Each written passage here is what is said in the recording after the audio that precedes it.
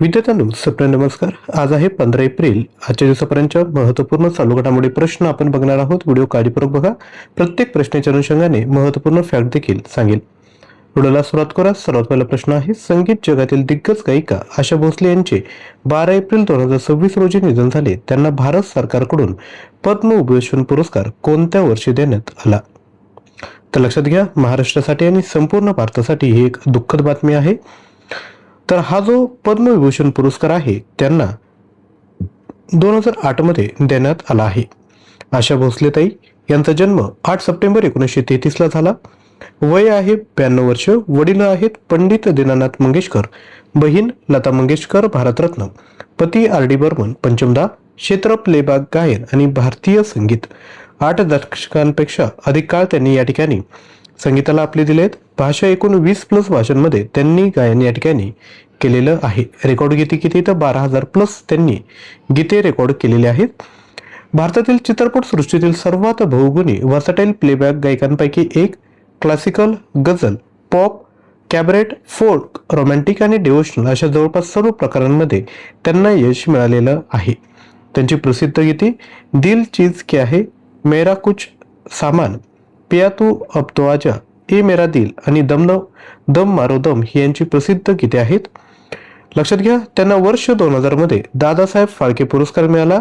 भारतीय चित्रपट सृष्टीतील सर्वोच्च सन्मान आहे। 2000 मध्ये सिंगर ऑफ द मिलेनियम विशेष आंतरराष्ट्रीय सन्मान।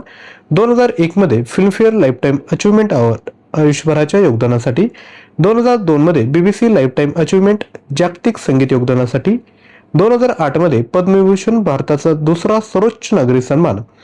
यानंतर 2011 मध्ये गिनीज वर्ल्ड रेकॉर्ड सर्वाधिक गीते रेकॉर्ड करणारी कलाकार। 2018 मध्ये बंगा विभूषण पश्चिम बंगाल सरकारचा सन्मान।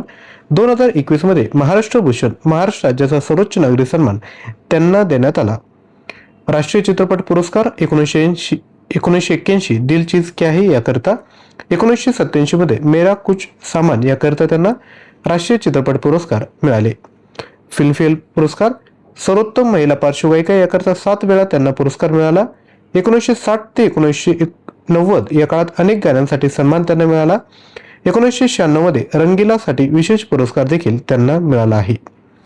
यानंतर पुढील प्रश्न, उपराष्ट्रपती CP राधाकृष्णन यांनी भारताच्या संविधानाचा अनुवादित म्हणजे डायग्लोट एडिशन कोणत्या भाषेत प्रकाशित केला? याचं योग्य उत्तर आहे ऑप्शन A सिंधी भाषा। लक्षात घ्या, हे डायग्लोट एडिशन 2 भाषांमध्ये हिंदी आणि सिंधी किंवा इंग्रजी आणि सिंधी भाषिक लोकांना त्यांचे अधिकार आणि कर्तव्य समजण्यास मदत होईल। लक्षात घ्या, शिक्षण मंत्रालयाने national council for promotion of Sindhi language यांनी समर्थन केले। उद्दिष्ट एक भारत श्रेष्ठ भारत प्रोत्साहित करणे। लक्षात घ्या, सिंधी भाषा संविधानाच्या 8व्या अनुसूचीत असलेल्या 12 भाषांपैकी एक आहे। 1967च्या 21व्या घटना दुरुस्तीने समाविष्ट करण्यात आली। अतिरिक्त माहिती, 8वी अनुसूची एकूण 22 भाषा आहेत, पूर्वी 14 होत्या। सिंधी भाषा इंडो आर्यन भाषा आहेत। NCPSL ची स्थापना 1994 झाला। घटनात्मक तरतुदी कलम 343 ते 351 अधिकृत भाषा आहेत। मुख्यालय आहे याचं नवी दिल्ली। विशेष नोंद, सर्वोच्च न्यायालयाचे आता सुवास AI टूलच्या मदतीने निकाल प्रादेशिक भाषांमध्ये अनुवादित करत आहे। सिंधी भाषेच्या लिपी देवनागरी आणि अरबी सिंधी भाषेमध्ये उपलब्ध आहेत। पुढील प्रश्न, 50 वर्षांहून अधिक काळानंतर चंद्राची परिक्रमा करून सुरक्षितपणे पृथ्वीवर परतलेल्या आर्टेमिस 2 मोहिमेच्या क्रू कॅप्सूलचे नाव काय आहे? तर याचे योग्य उत्तर आहे ऑप्शन D ओरियन। लक्षात घ्या, नासाचे आर्टेमिस 2 मिशन 1 एप्रिल 2026 रोजी प्रक्षेपित झाले आणि 10 एप्रिल 2026 रोजी सॅन डिएगो जवळ पॅसिफिक महासागरात यशस्वी स्प्लॅशडाऊन देखील झाले। 1972 अपोलो 17 नंतर चंद्रावर जाणारे पहिले मानवी मिशन। अंतराळवीरांनी चंद्राभोवती फ्री रिटर्न ट्रॅजेक्टरी मध्ये प्रवास केला, लँडिंग झालेलं नाही। विक्रम, अपोलो 13चा अंतर विक्रम मोडला। क्रिस्टिना कोच चंद्राभोवती प्रवास करणारी पहिली महिला ठरली। क्रू सदस्य कोण कोण आहेत? तर लक्षात घ्या, Reid Wiseman commander, Victor Glover pilot, Christina Koch mission specialist, Jeremy Hansen Canada पहिला नॉन अमेरिकन अंतराळवीर। नासा, ज्याची स्थापना झाली 1958 मध्ये, मुख्यालय आहे वॉशिंग्टन DC। SLS रॉकेट जगातील सर्वात शक्तिशाली रॉकेट। आर्टेमिस कार्यक्रम, चंद्रावर पहिली महिला आणि पहिला कृष्णवर्णीय व्यक्ती पाठवणे। आर्टेमिस 3 पुढील मिशन 2027-28 मध्ये चंद्रावर लँडिंग नियोजित आहे. विशेष नोंद, ओरियन कॅप्सूलने पुन्हा प्रवेशावेळी सुमारे 2800 डिग्री सेल्सिअस तापमान सहन केले. हे मिशन भविष्यातील मून लँडिंग साठी आधार तयार करते. यानंतर पुढील प्रश्न, प्रसिद्ध लक्झरी परफ्यूम ब्रँड डेव्हिडॉफ ने भारतात आपला पहिला ब्रँड अँबॅसेडर म्हणून कोणाची नियुक्ती केली? योग्य उत्तर आहे ऑप्शन बी, आहान पांडे. लक्षात घ्या, डेव्हिडॉफने एप्रिल 2026 मध्ये आहान पांडे यांना भारतासाठी पहिला ब्रँड अँबॅसेडर बनवले. प्रथमच भारतातील स्थानिक चेहरा त्यांनी निवडला आहे. जेन्झी आणि मिलेनियलला आकर्षित करणे, जेंटलमन ॲडव्हेंचर या इमेजशी जोडणारा चेहरा आहे. नवीन launch, cool elixir the new old treasure perfume हा लॉन्च करणार आहे. भारत हा वेगाने वाढणारा बाजार आहे. डेव्हिडॉफ स्विस लक्झरी ब्रँड संस्थापक आहे झिनो डेव्हिडॉफ. मुख्यालय आहे बेसेल, स्वित्झर्लंड. प्रसिद्ध उत्पादन कूल वॉटर आणि मूळ कंपनी आहे कोटी. आता इतर जे ब्रँड अँबॅसेडर आहेत त्यांच्यावर एक नजर टाकूयात. Tripti Dimri, Victoria Secret. Priyanka Chopra, Bentley Motor. Shahrukh Khan, Candere, Kalyan jeweller. Yashasvi Jaiswal, seat limited. Sudarshan Patnaik census 2027 साठी ब्रँड अँबॅसेडर आहे. The Derma company, Sania Mirza. यानंतर Uniqlo, Jasprit Bumrah. Cristiano Ronaldo, Perplexity AI. Harmanpreet Kaur, Punjab National Bank. Shefali Verma, Haryana State Commission for Women. Rohit Sharma, ICC T20 World Cup 2026. Sharath Kamal, 28th Asian Table Tennis Championship. Sania Mirza, Allen Solly आणि Sachin Tendulkar UN road safety campaign. पुढील प्रश्न, बैसाखी सण मुख्यतः कोणत्या ऐतिहासिक घटनेच्या स्मरणार्थ साजरा केला जातो ज्यामुळे शीख इतिहास पूर्णपणे बदलला? तर याचे योग्य उत्तर आहे ऑप्शन ए, खालसा पंथाची स्थापना. लक्षात घ्या, गुरु गोविंद सिंग यांनी 1699 मध्ये अनंतपूर साहिब येथे खालसा पंथाची स्थापना केली. पंचप्यारे, दयासिंग, धर्मसिंग, हिम्मतसिंग, मोखमसिंग, साहिबसिंग शीखांचे पवित्र ग्रंथ आहेत. गुरु ग्रंथ साहिब. जालियनवाला बाग हत्याकांड झाला 13 एप्रिल 1919 मध्ये. सण पंजाबमध्ये मोठ्या उत्साहात साजरा केला जातो. शेतकरी कापणीच्या आनंदात भांगडा आणि गिद्ध नृत्य करतात. लोक मिरवणुका आणि मेळांमध्ये सहभागी होतात. अतिरिक्त माहिती, बैसाखीला काही ठिकाणी बैशाखी असेही म्हणतात. दरवर्षी 13 आणि 14 एप्रिल रोजी साजरे होते. हरियाणा, हिमाचल प्रदेश, उत्तराखंडमध्येही साजरी केली जाते.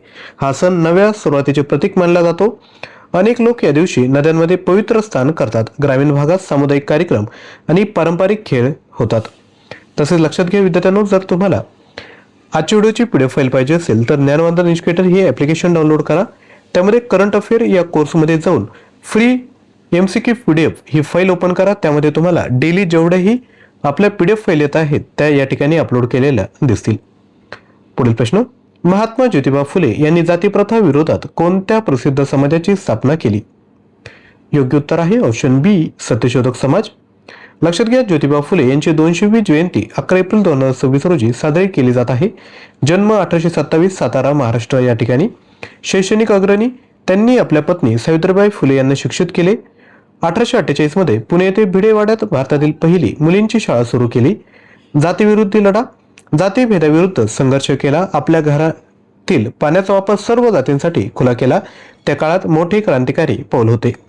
महात्मा ही उपाधी 1888 मध्ये मिळाली. डॉक्टर बाबासाहेब आंबेडकर त्यांना आपले गुरु मानत असत. प्रमुख पुस्तके आहेत गुलामगिरी, शेतकऱ्यांचा सूट, सार्वजनिक सत्यधर्म.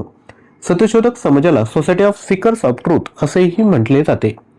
धनंजय कीर यांनी 1974 मध्ये Mahatma Jyotiba Phule Father of Our Social Revolution ही जीवनी देखील लिहिली आहे. सत्यशोधक समाज स्थापना झाला 1873 मध्ये. उद्देश आहे जातीभेद समाप्त करणे आणि शोषित वर्गांना समान अधिकार मिळवून देणे. विशेष नोंद, गुलामगिरी हे पुस्तक अमेरिकन लोकांना समर्पित केले गुलामगिरी विरोधी संघर्षासाठी. महाराष्ट्रात ज्योतिराव फुले जन आरोग्य योजना त्यांच्या नावाने देखील सुरू आहे.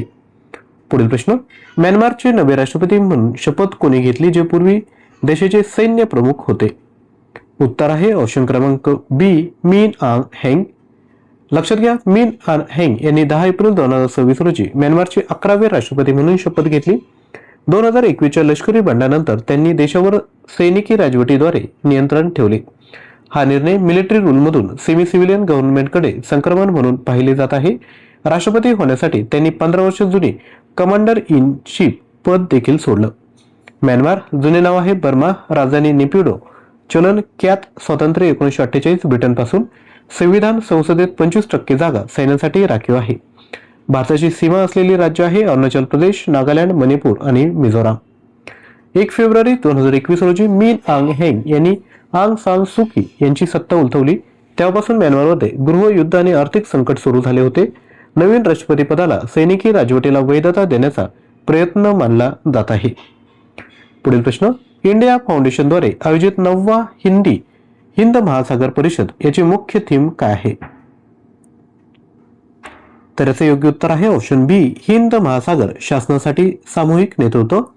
इंडिया फाउंडेशन आणि मॉरिशस सरकार यांच्या सहकार्याने 9वी इंडियन ओशन कॉन्फरन्स 10 ते 12 एप्रिल 2026 दरम्यान मॉरिशसमध्ये आयोजित केली जात आहे.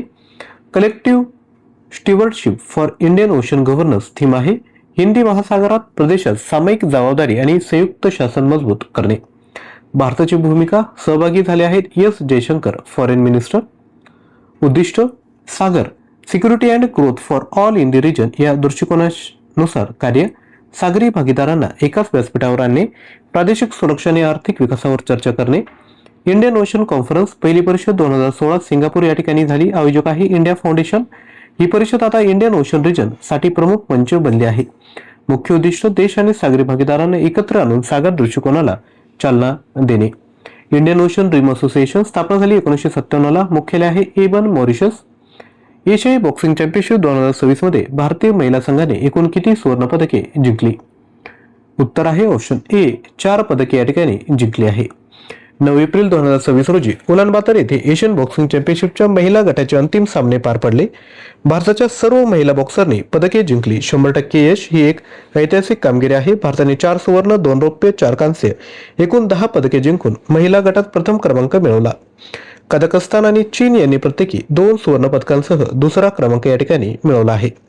सुवर्ण पदक विजेते मीनाक्षी हुड्डा 48 किलोग्रॅम, प्रीती पवार 54, प्रिया घाघास 60 केजी, त्यानंतर अरुंधती चौधरी 70 केजी. रौप्य पदक जेस्मिन लामोरिया 57 केजी, अल्फिया पठाण 80 केजी. कांस्य पदक Nikhat Zareen 51 KG, Lovlina Borgohain 75 KG, Sakshi Chopra 52 KG आणि ज्योती 66 केजी वयोगटात त्यांनी ही पदके जिंकली. पुढील प्रश्न, डिजिटल पेमेंट प्रणालीबाबत खालीलपैकी कोणते विधान चुकीचे आहे? लक्षात घ्या, आरटीजीएस ची सुरुवात 2004 मध्ये झाली. बरोबर विधान आहे. IMPS इन्स्टंट मनी ट्रान्सफर ची सुरुवात 2010 मध्ये झाली. रुपे कार्ड 2012 मध्ये लॉन्च झाले. UPI ची सुरुवात 2015 मध्ये झाली. चुकीचं आहे, कारण की UPI ची सुरुवात 2016 मध्ये झाली. आरटीजीएस याचा फुल फॉर्म आहे रिअल टाइम ग्रॉस सेटलमेंट. सुरुवात झाली 2004 मध्ये. भारतीय रिझर्व्ह बँकेने सुरुवात केली. वैशिष्ट्य काय, तर मोठ्या व्यवहारांचे real time settlement gross basis, त्यानंतर किमान मर्यादा 2 लाख आणि मोठ्या व्यवहारांसाठी मुख्य प्रणाली वापरली जाते. यानंतर IMPS 2010 मध्ये सुरू करण्यात आलं. Immediate payment service.